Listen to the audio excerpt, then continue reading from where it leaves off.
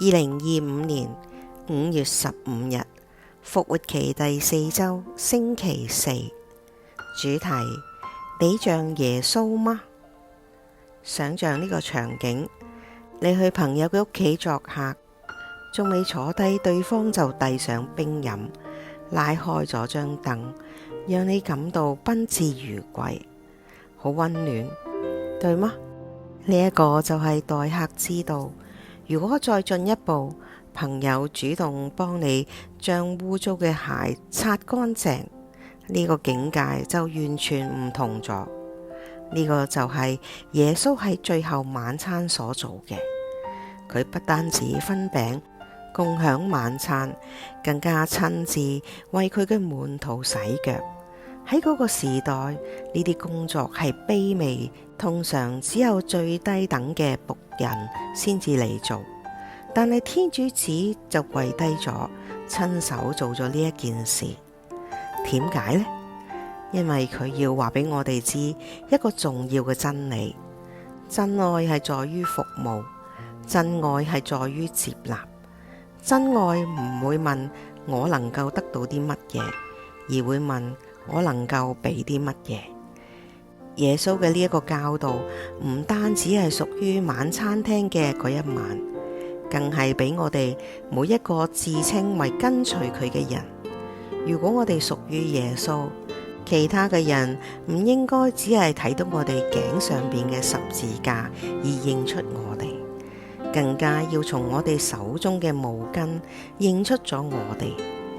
聖經希伯來書有一句動人嘅提醒：不可忘了款待旅客。曾有人因此於不知不覺中款待了天使。希伯來書13章2節。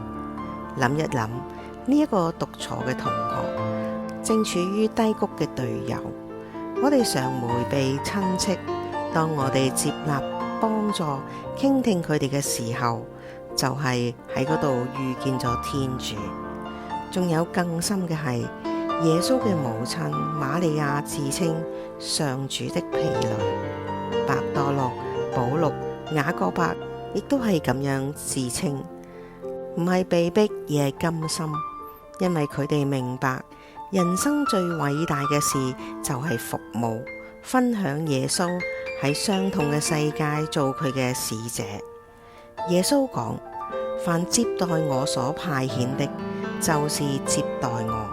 若望福音13章20節。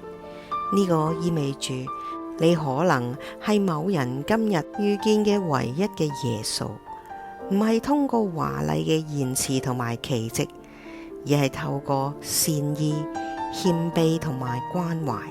世界正喺度觀察，唔係為咗批判，而為咗確認耶穌嘅真實，而佢哋將通過我哋生活睇見答案。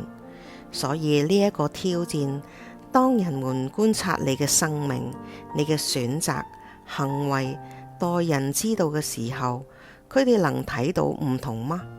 能夠睇到行動中嘅愛嗎？會疑惑等等。你應該唔會係耶穌嗎？去成為嗰道光，成為嗰一份溫暖，成為嗰個僕人。因為咁樣做嘅時候，你正走向耶穌嘅足跡中。